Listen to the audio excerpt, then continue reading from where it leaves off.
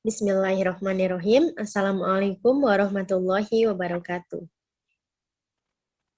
Baiklah, kami dari kelompok 8 akan mempresentasikan hasil diskusi kami tentang matematika Eropa tahun 500 sampai 600, yang dimana anggota kelompoknya saya sendiri, Yohana Melinda, dan rekan saya, Tiara Hanum. Nah, untuk matematika Eropa ini ada 4 topik. Yang pertama ada abad ke-8 dan periode transisi, Fibonacci dan abad ke-13 dan abad 14, awal aritmatika, awal penyimbolan aljabar, persamaan kuadrat dan kubik, dan yang terakhir ada para ahli matematika di abad ke-16.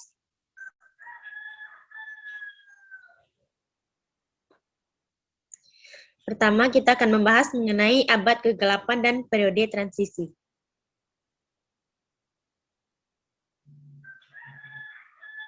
Nah, abad ke-8 Eropa ini dimulai dengan jatuhnya Kekaisaran Romawi pada pertengahan abad ke-5 dan berlanjut hingga abad ke-11. Hal ini dikarenakan selama periode ini peradaban di Eropa Barat mencapai titik surut yang sangat rendah. Dengan jatuhnya Kekaisaran Romawi dan berhentinya perdagangan Timur Barat, proyek-proyek rekayasa negara mulai ditinggalkan, serta sangat sedikit dalam matematika yang dicapai di barat atau di luar perkembangan kalender orang Kristen selama setengah milenium yang dicakup oleh abad ke-8. Orang-orang yang memegang peran dalam sejarah matematika selama abad ke-8 diantaranya: yang pertama ada Boethius tahun 475 sampai 524. Tulisannya tentang geometri dan aritmatika tetap menjadi teks standar di sekolah biara selama berabad-abad.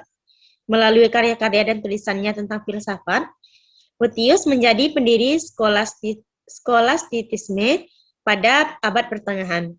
Karya-karya yang sangat sedikit ini dianggap sebagai puncak pencapaian matematika dan dengan demikian menggambarkan dengan baik kemiskinan subjek dalam Eropa Kristen selama abad ke-8.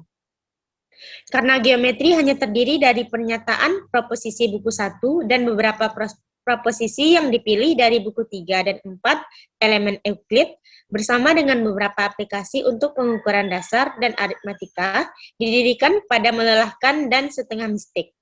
Tapi dulu sangat terkenal karya Nicomacheus 4 abad sebelumnya. Yang kedua ada BD. Ia lahir di Northumberland, Inggris, yang menjadi salah satu sarjana gereja pada abad pertengahan terbesar.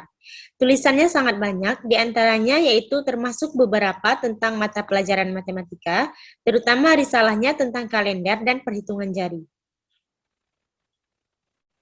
Yang ketiga ada Alcuin. Ia lahir di Yorkshire yang merupakan seorang sarjana Inggris lainnya. Ia dipanggil ke Prancis untuk membantu Charlemagne dalam proyek pendidikannya yang ambisius. Alcuin menulis tentang sejumlah topik matematika dan diragukan dengan kumpulan masalah teka-teki yang mempengaruhi penulis selama berabad-abad. Selanjutnya ada Gerbert. Ia lahir di Auvergne, Prancis, dan awal menunjukkan kemampuan yang tidak biasa.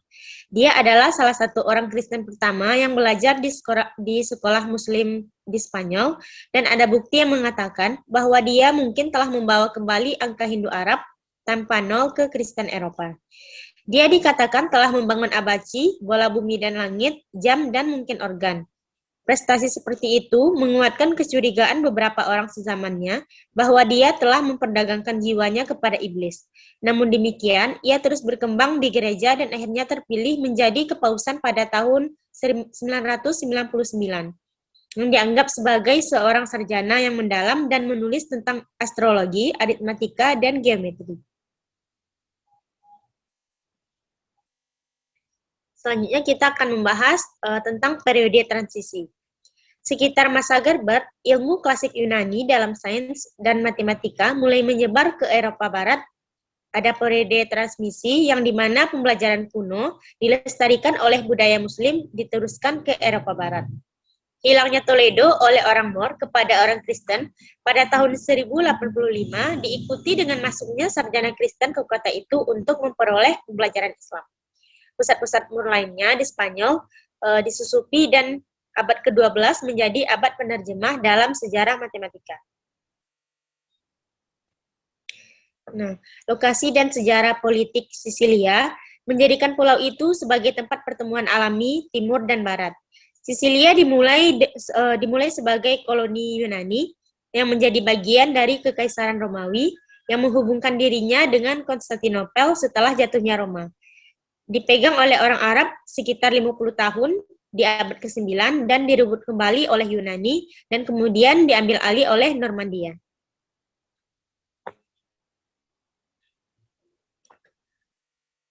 Selanjutnya, kita akan membahas mengenai Fibonacci dan abad ke-13.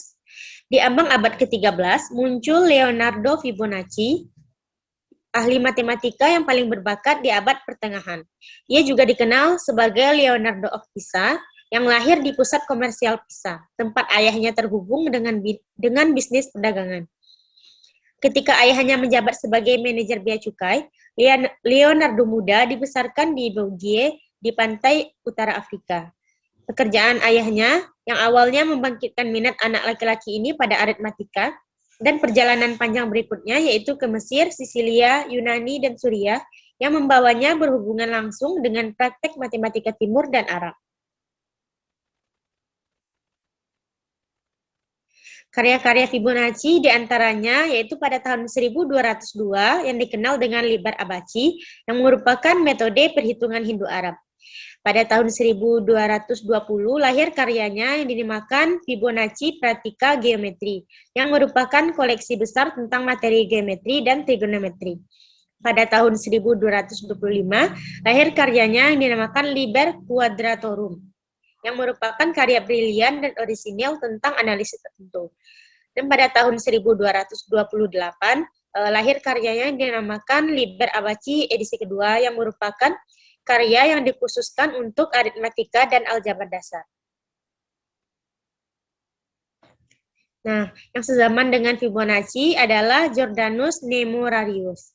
Biasanya diidentifikasikan, tetapi kemungkinan besar keliru, dengan biarawan Jerman Jordanus Saxo pada tahun 1222 terpilih sebagai jenderal ketua dari Ordo Dominikan yang berkembang pesat. Dia menulis beberapa karya yang berhubungan dengan ilmu udara, aljabar, geometri, astronomi, dan mungkin statistika. Nemorarius adalah orang pertama yang secara luas menggunakan huruf untuk mewakili angka umum, meskipun praktiknya memiliki sedikit pengaruh pada penulis selanjutnya.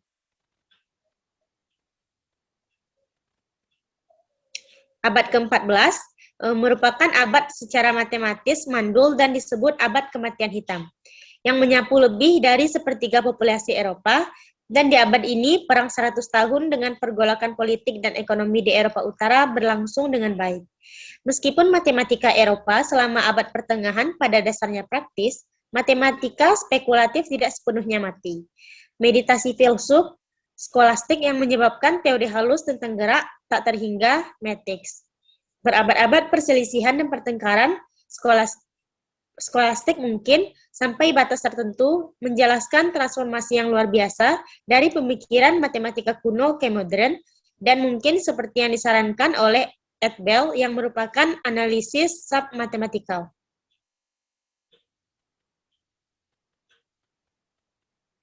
Orang-orang yang memegang peran dalam sejarah matematika selama abad ke-14 ini, diantaranya yang pertama ada Nicole Oresme. Ia lahir di Normandia sekitar tahun 1323. Ia meninggal pada tahun 1382 setelah karir yang membawanya dari jabatan profesor perguruan tinggi menjadi keuskupan. Ia menulis 5 karya matematika dan menerjemahkan beberapa karya Aristoteles, yang salah satu karyanya terdapat penggunaan eksponen, pecahan, dan titik-titik koordinat. Selanjutnya ada Thomas Bradwardine. Ia berspekulasi tentang konsep dasar dan dari kontinu dan diskrit dan menulis 4 traktat matematika pada aritmatematika dan geometri.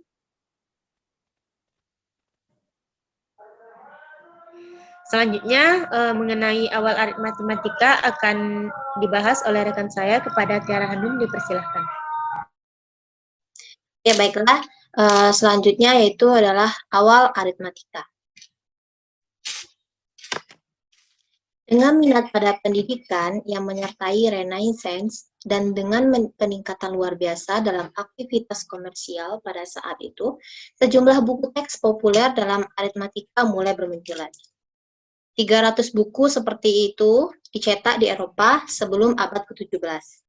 Teks-teks ini sebagian besar terdiri dari 2 jenis, yang ditulis dalam bahasa Latin oleh para sarjana klasik yang sering digunakan di sekolah-sekolah gereja, dan juga yang ditulis dalam bahasa sehari-hari oleh guru praktis yang tertarik untuk mempersiapkan anak laki-laki untuk karir komersial. Guru-guru terakhir ini sering juga menjabat sebagai surveyor kota, notaris, dan pengukur, dan juga termasuk recensmeesters berpengaruh yang didukung oleh Liga Hanseatic, Persatuan Perlindungan Kota-kota Komersial yang kuat di negara-negara Teutonik. Nah, selanjutnya di sini ada buku-buku dari aritmatika tersebut. Yang pertama itu ada buku Aritmatika Treviso, yaitu pada tahun 1478. Ia terletak di jalur perdagangan yang menghubungkan Venesia dengan utara. Ini sebagian besar adalah aritmatika komersial yang ditunjukkan untuk menjelaskan penulisan angka, perhitungannya, dan aplikasi untuk kemitraan serta juga barter, seperti algoritme awal abad ke-14, dan juga berisi tentang beberapa pertanyaan terkait dengan rekreasi. Nah, jauh lebih berpengaruh pada Italia itu terdapat aritmatika Venesia, yaitu merupakan aritmatika yang ditulis oleh Piero pada tahun 1484. Aritmatika Venesia ini sudah melalui setidaknya 17 revisi atau 17 edisi yang terakhir itu muncul pada tahun 1554. Nah, selanjutnya itu ada aritmatika Widman. Aritmatika Widman ini merupakan aritmatika yang berpengaruh di Jerman, dan dia itu diterbitkan pada tahun 1489, yaitu di Leipzig. Aritmatika Jerman penting lainnya itu adalah ditulis oleh Jacob Kobel itu pada tahun 1470 sampai 1533. Nah, di sini juga ada aritmatika Florence, tapi aritmatika Florence ini dianggap aritmatika yang kurang penting, namun ada daya tariknya. Nah, tak kalah dengan itu, Inggris juga menghasilkan beberapa aritmatika awal dan terkenal. Karya pertama yang diterbitkan di Inggris itu dikhususkan secara eksklusif untuk matematika adalah aritmatika yang ditulis oleh Cuthbert Tunstall itu tahun 1474 sampai dengan 1559. Nah, buku ini didirikan di atas Summa Paciolis, yaitu pada tahun 1552. Selanjutnya di sini ada awal penyimbolan aljabar. Nah, ada di sini aljabar rekorde, yaitu pada tahun 1557 disebut Batu Asahan Witte. Dalam buku ini terdapat sepasang segmen garis sejajar yang sama untuk simbol persamaan. Selanjutnya ada Christoph Rudolph dalam bukunya yang berjudul Discourse, itu pada tahun 1525 terdapat simbol akar, seperti kita ketahui saat ini.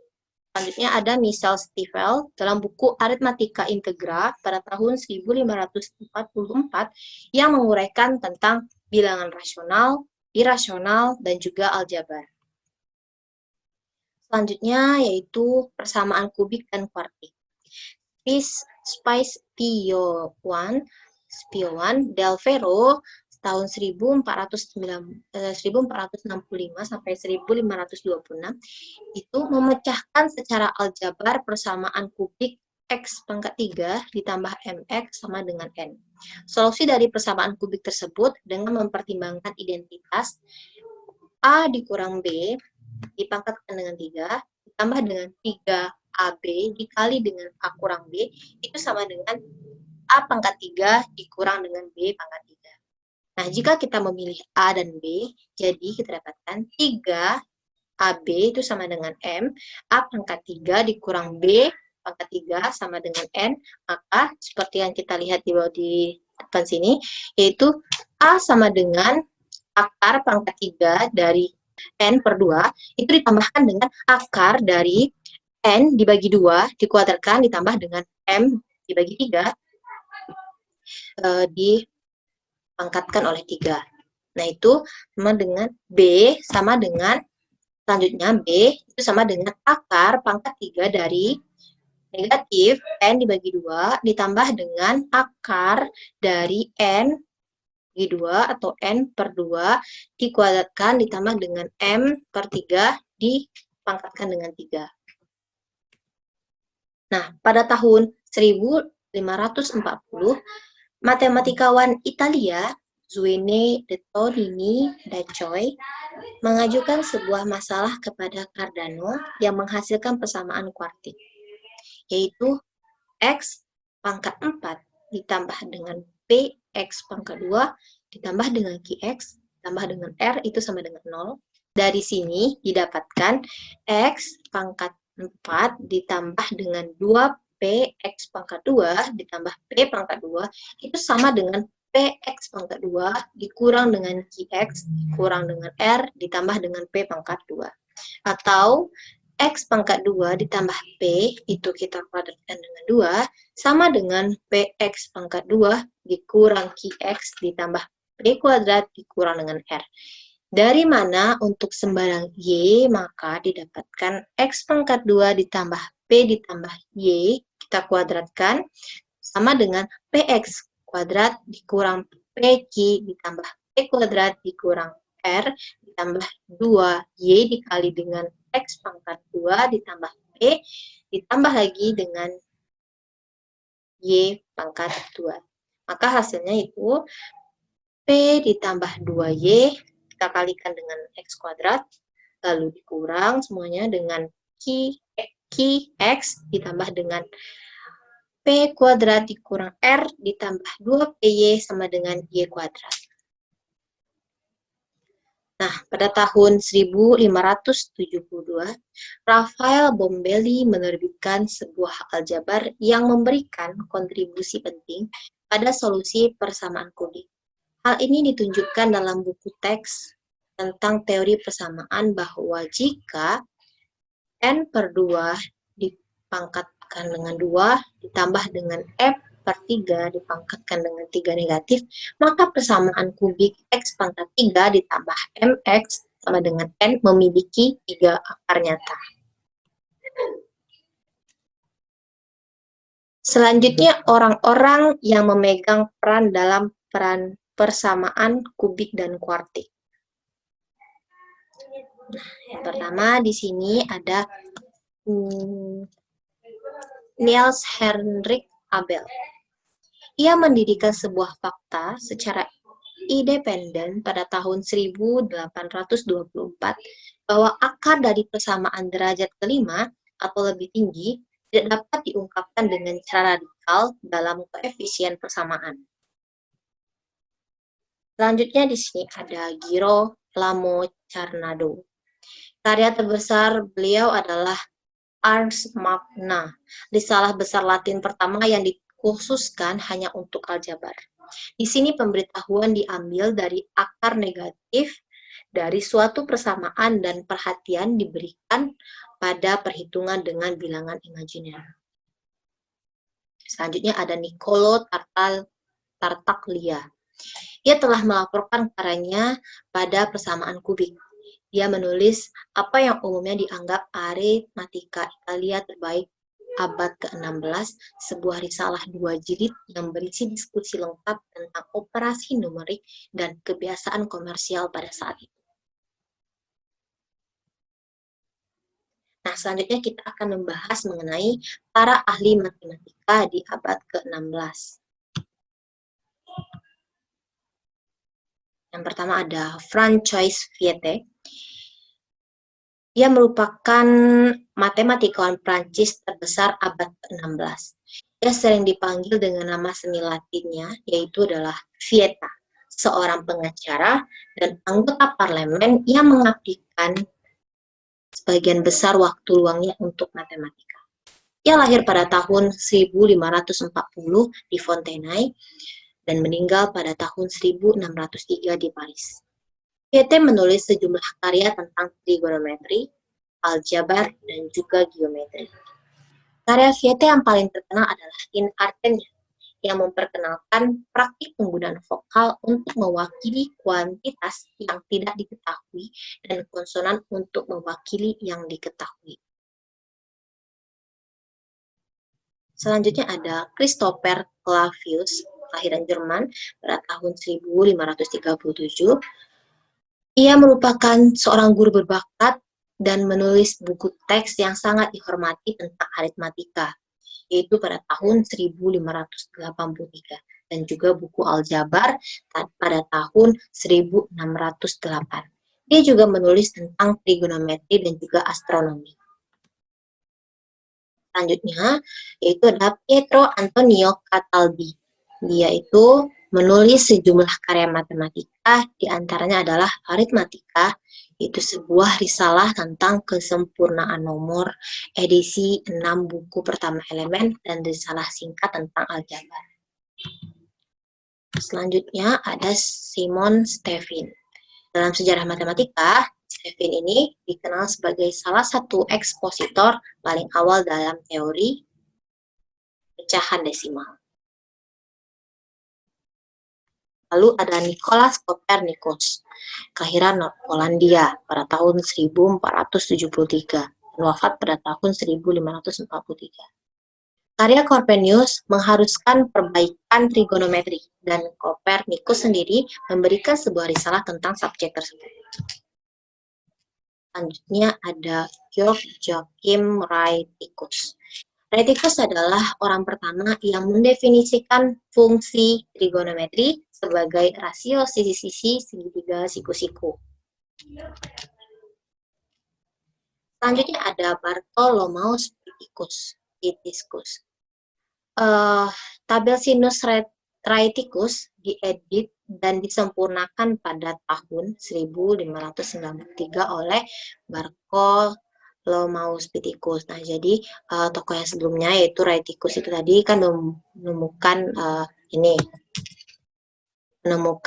mengatakan bahwa fungsi trigonometri sebagai rasio sisi-sisi segitiga siku-siku. Nah, tokoh inilah yang menyempurnakan penemuan dari si Rheticus tadi. Ia juga seorang pendeta Jerman dengan preferensi untuk matematika. Risalahnya yang sangat memuaskan tentang trigonometri adalah karya pertama tentang trigonometri adalah karya tentang subjek yang menyandang gelar saat ini. Sekian yang dapat saya sampaikan. Saya kembalikan kepada moderator.